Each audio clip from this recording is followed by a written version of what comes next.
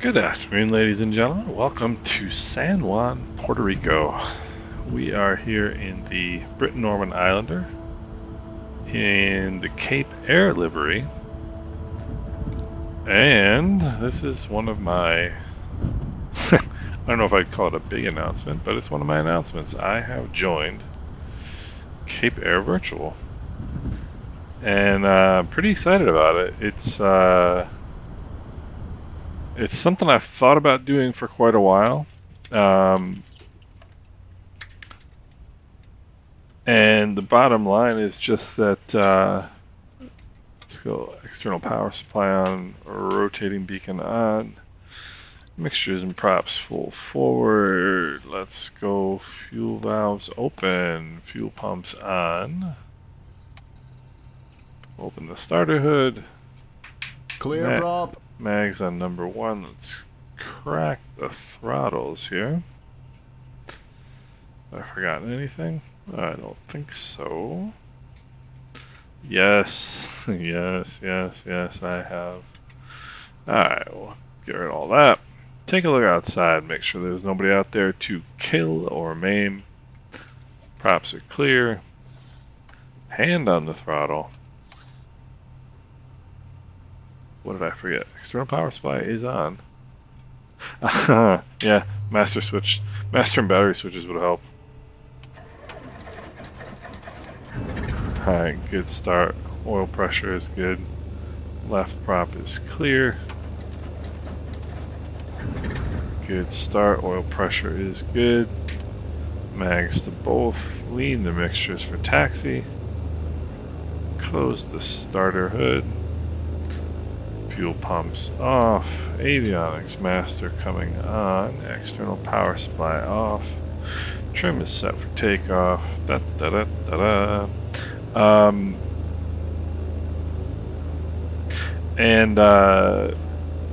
What was I saying? Yeah, I've gotten really kind of into very mission-oriented flying lately, and so I'm sort of at the point where I need a reason to fly something. Which I really never thought I would do in flight simulation, because I always just kind of practiced real world, procedures that I would do, or real world flights that I would do. And now I've gotten quite into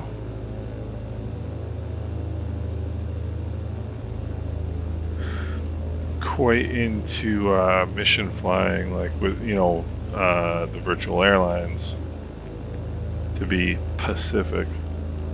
Transponder squawk altitude. We did have a controller on just a little while ago, but it seems like they have left.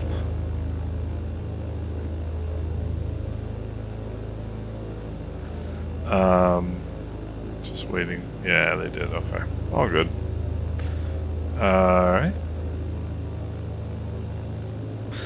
So, what we shall do now, let's release the parking brake and then hit the toe brakes. I don't know why now all of a sudden you have to do it that way rather than just putting your toes on the brakes and releasing the parking brake, but if you do that, the toe brakes won't work. So, as soon as you get moving, always check your brakes, make sure they're working. And some people find that like kind of strange, but trust me, it's a smart thing to do. San Juan traffic, Care 5851 is taxiing to runway 08 via taxiway Sierra 4, San Juan. And I do believe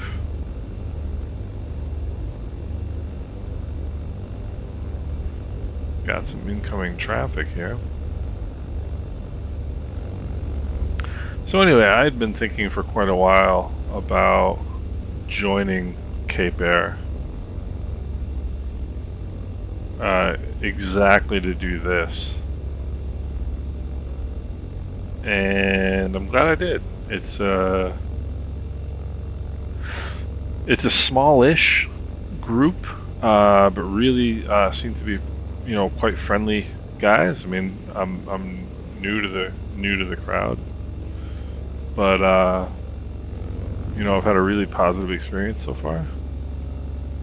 They seem to be glad to have people around that are, interested in doing this sort of stuff. So all good. I'm quite happy. So we'll set the flaps for takeoff.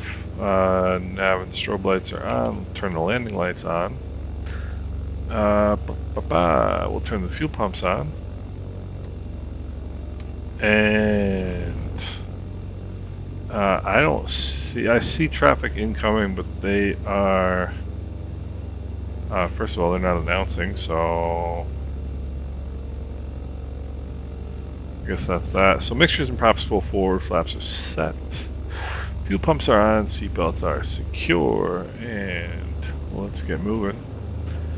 San Juan traffic, Care 5851, taking runway 08 for departure to the east. Straight out departure, San Juan. So, I was thinking the other day, as I was watching, of course, did we set our altimeter? No, we did not. It's going to be somewhere around there, which is not the way to do it, by the way. We'll worry about that a little bit once we get airborne. Alright. Turn coordinator is moving in the direction of the turn. Altimeter is within 75 feet of field elevation, so that's all good. Heading indicator checks with the runway number. Takeoff power is coming in. Takeoff power is set. Engine instruments are in the green. Airspeed is alive. Accelerating normally. There's 70 knots. And let's commit aviation. As my good friend Pete would say, we'll come back 25 squared. And we'll have a look here at San Juan.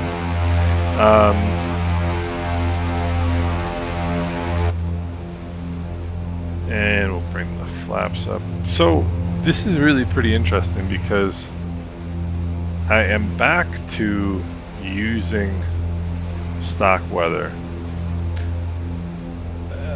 And the reason that I'm back to using stock weather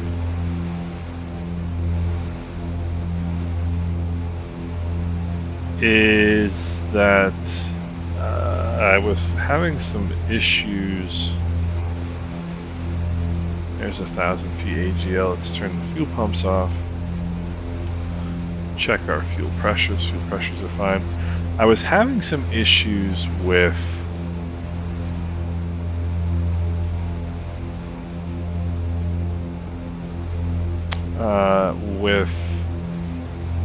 the kind of fade in and fade out of the weather, and with REX, which has never bothered me. I have my setting for like 20 minutes, so every 20 minutes I got a weather update, and it's usually no big deal.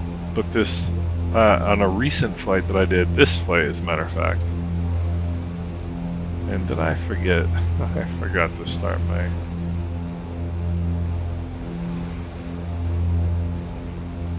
I forgot to start my ACARs, but that's all right. It started stuttering, and you'll get that as REX changes the weather. But it started stuttering and it didn't stop. It just would not stop, and it, and so like after like 5 minutes, I turned REX off, and what I figured would happen when I turned it off is I figured the weather would just disappear, which actually didn't happen. The weather stayed in the sim. It just didn't update after that, and I hadn't tried real Microsoft weather in a long time, and so I figured, you know what, let's give it a shot and see what it's like, and it looks fantastic. I mean, this looks really good. And the only issue that I ever really had with it was the fact that once I started flying longer distances over water, because of the nature of the flying that I do, which is generally, you know, long distance flights over open water, the problem was that there was never any weather over open water. You'd have weather around islands like you see here, and 50 feet below our cruise altitude. Let's push the nose down, bring the props back a little bit, bring the power back to 23 inches, hold the nose down, start trimming it out here. So over long distances over water, I would just have no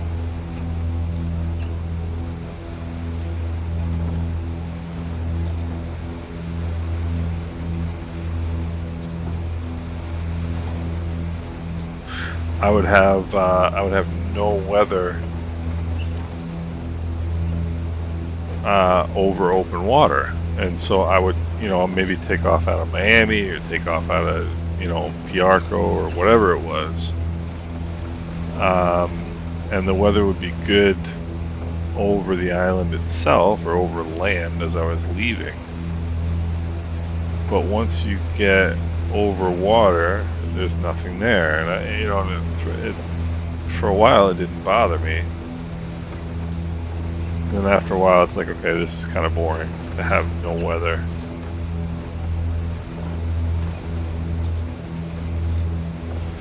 And so my solution was to use Real Environment X, and Real Environment X worked fantastic, and it still does work fantastic. It's just that I had that one flight, and I'm not saying that I'm not going to use it anymore. Like, I just had that one flight, and it prompted me to kind of check what real weather looked like again, and the real weather looks great. So, I mean, if I can avoid having to use a program, great. Then I won't use it. You know, like if I can. That's one of the things I really like about Microsoft Flight Simulator. Going back to the prepared V4, V5 days, you know, you had to start like 6 programs, usually in a specific order, to get every flight started, right? You know, you know, I always had like an external GPS, like the,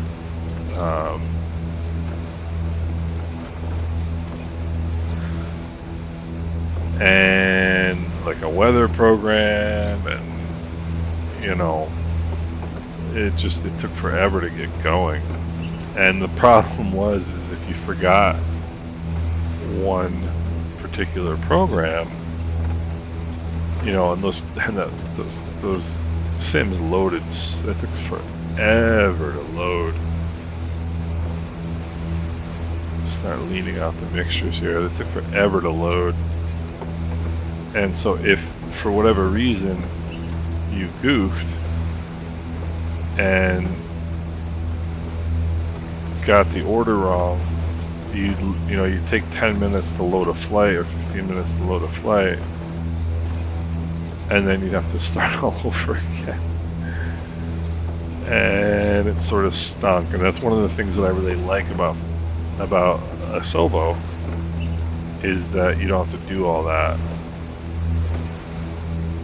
So we're just leaning the mixtures, and we're looking at these EGT gauges, and you're watching this white needle go up. And once this needle peaks and reverses direction, whatever that peak was is called your peak exhaust gas temperature. It's got to be pretty close here because there's no more direction for the needle. The needle can't keep going up, right? So now those needles have reversed directions, okay? And we are lean. You look at this. You look at these mixtures, right?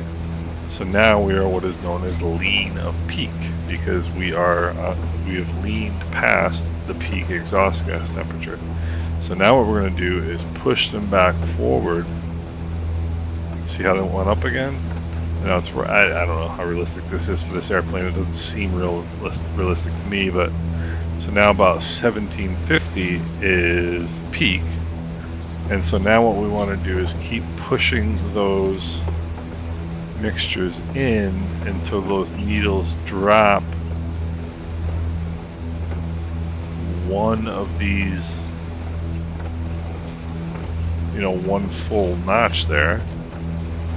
And now we are rich of peak, and each of these, so there's 16, there's 1, 2, 3, 4, 18, so each of those notches, or each of those marks on the gauge are 50 degrees. And what you want is you want to be 50 degrees rich of peak. So you want to find that peak and push the throttle, push the mixtures forward until these needles drop one of these lines there on the indicator, and then you will be rich of peak. And that's just it's a good ballpark figure for where you want to be. It's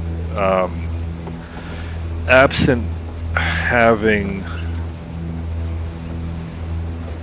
a like, for example, in the G1000-172 in Microsoft Flight Simulator, you can hit the engine button, and then on the PFD over here, or the MFD over here, you'll hit the engine button, and then you hit you go to the lean page, and what it does is it shows you, it does the same thing in the Baron, does the same thing in the Bonanza. It shows you all of the cylinders in the engine and how hot each cylinder is. And basically what you want to do is find your hottest cylinder, and you'll make that change, that mixture change, based off the hottest cylinder. In this airplane, you don't have that that page or that indication that'll tell you which. What is this all about? I wonder. That will tell you which cylinder is the hottest cylinder. We don't know if we're leaning the hottest cylinder. We just know we're leaning a cylinder. Wherever they've got that probe to measure the exhaust gas temperature, it's on one of the 6 cylinders on each side. So it's on one of the 6 cylinders of that engine and one of the 6 cylinders on that engine. We have no idea which one. It could be the hottest one, could be the coldest one, could be one in between.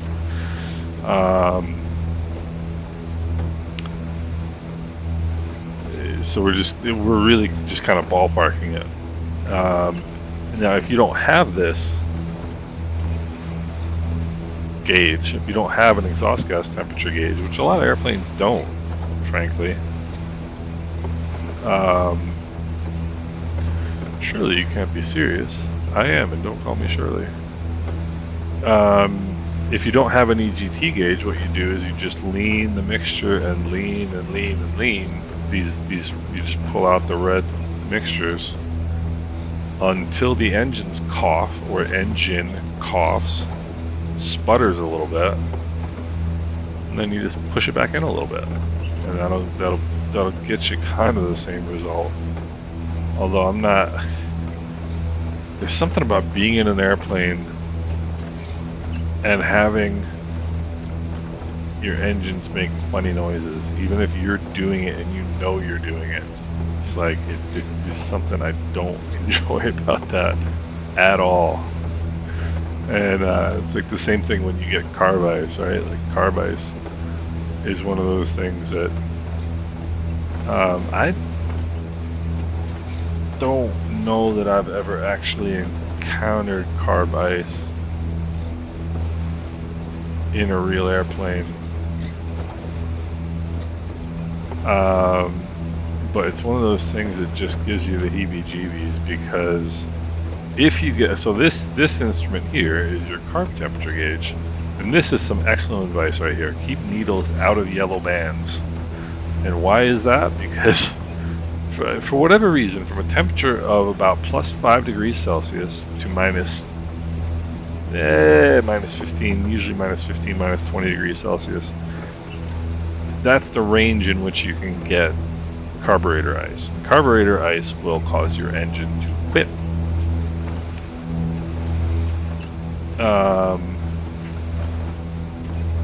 So if most airplanes don't have a carb ice gauge, carb temperature gauge. So we know pretty much right now we're in the 15 degree range of the carb temp, so it's not going to freeze, right? If the carburetors were to freeze, the engine quits, because there's no fuel air mixture anymore. And what will happen is usually the first indication of carb ice is the engine starts running a little bit rough. And when that happens, what you do is you pull these, like let's say we didn't have that gauge, you just hear an engine, you think you hear it start running rough, you pull, you know, either one or both of these, depending on if you can tell which engine it is, and you sit there and listen, and you hope that thing stops, you know, that it clears. And that brief period of time where you're waiting to see whether that carb ice, because usually what happens is that when the carb ice is clearing, the engine roughness gets worse before it gets better, right? So you're sitting there thinking your engine is, you know, your engine's making noises you don't like. You pull this to fix it, and then all of a sudden it starts making worse noises. Then it's like, oh jeez. It's really not fun.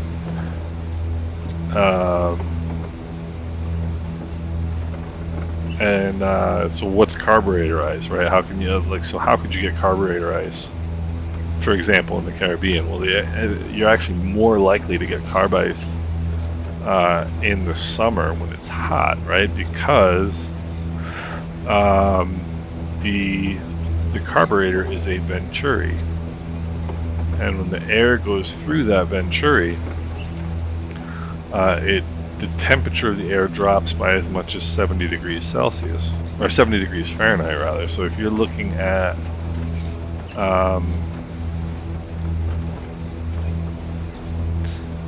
Culebra traffic, Care 5851, 10 miles to the west, inbound runway 13, Culebra.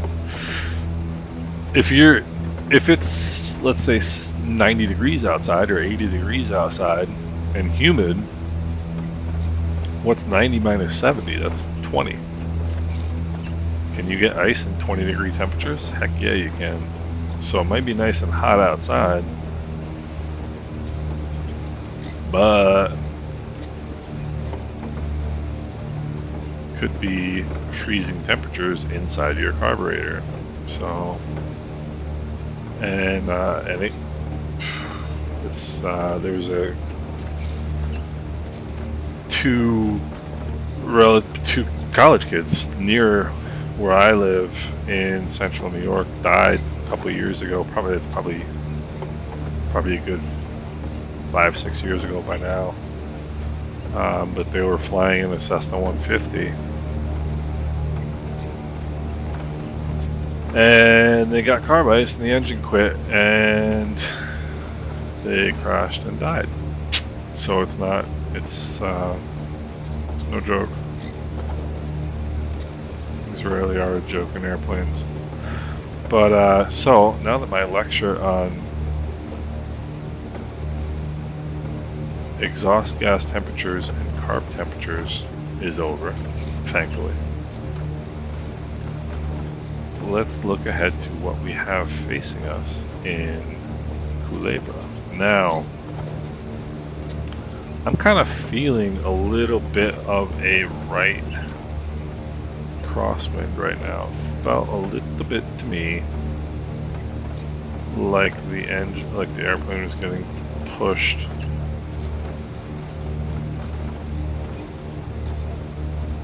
A little bit to the left.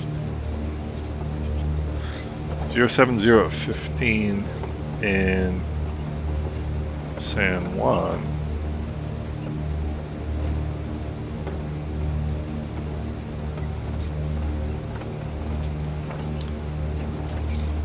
So, bring a little bit more power out. So we're going to do something pretty interesting here in Culebra today.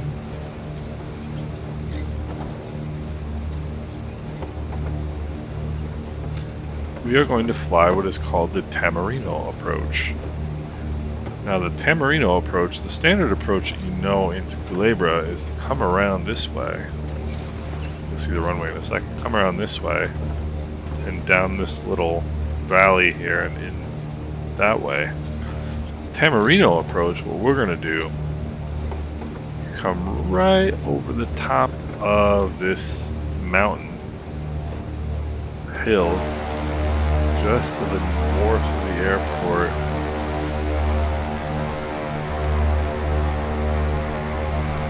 Right about here. You just creepy crawl right over top of that.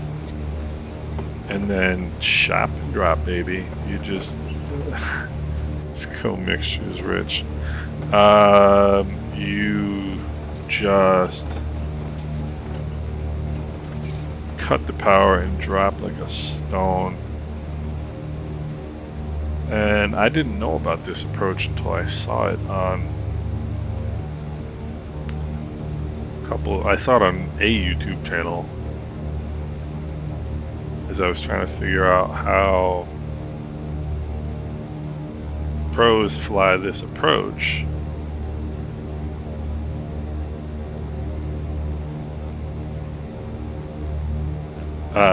The regular approach into 10 or 13, which is over here. Culebra traffic, Care 5851, 3 mile final, runway 13, Culebra. And somehow the Tamarindo approach came up, and I was like, what is that? It was pretty wild. And so I actually reached out to the pilot who flew it in the video, and I asked him kind of what were the conditions, because it's usually kind of dependent on conditions, right? Like what are the typical conditions that you'll fly that approach in? And you said south-southwest winds, or south-southeast winds, excuse me. You'll fly the Tamarindo approach. Alright, fuel pumps on, mixtures are rich. I'm going to put the props forward because there's nobody to annoy. The reason you keep the props back is to keep it quiet. Now what you want to do is cut over the top of this ridge at about 600 feet and 70 knots and then just drop.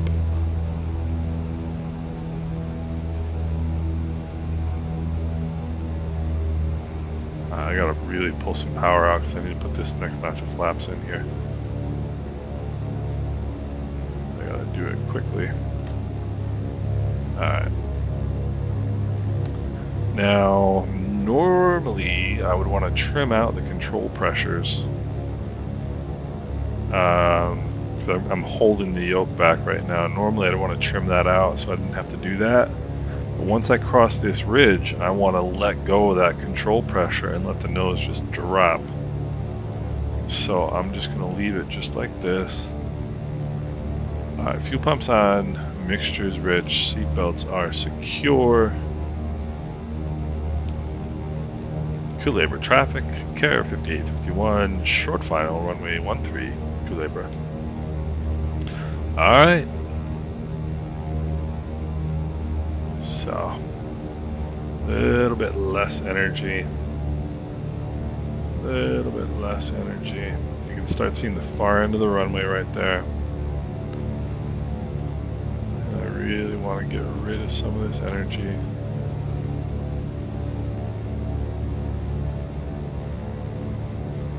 There's the runway. There's the runway, and I've got too much energy, too much height. Alright, let's make sure we... Alright, now power is out. And here we go.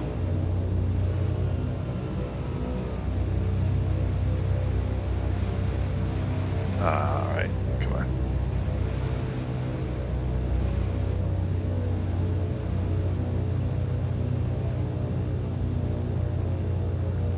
And can we make a good crosswind landing here? We can. Whoa, whoa, whoa, whoa, whoa, whoa, whoa, whoa, whoa, whoa, whoa, whoa.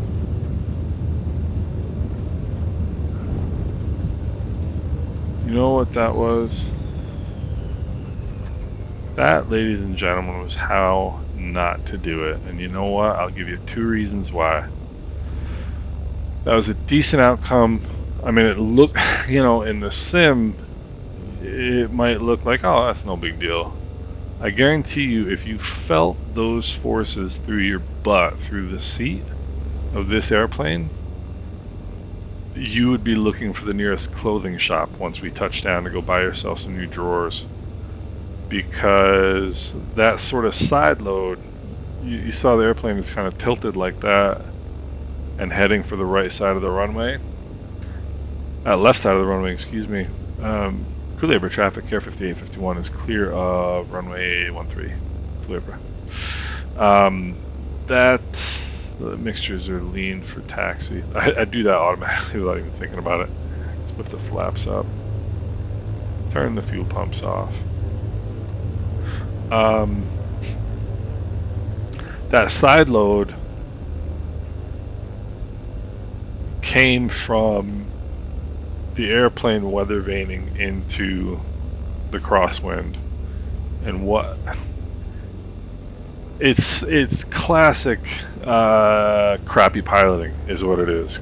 Classic poor piloting. And what it is, when you make a crosswind landing like that, when you touch down, keep the controls.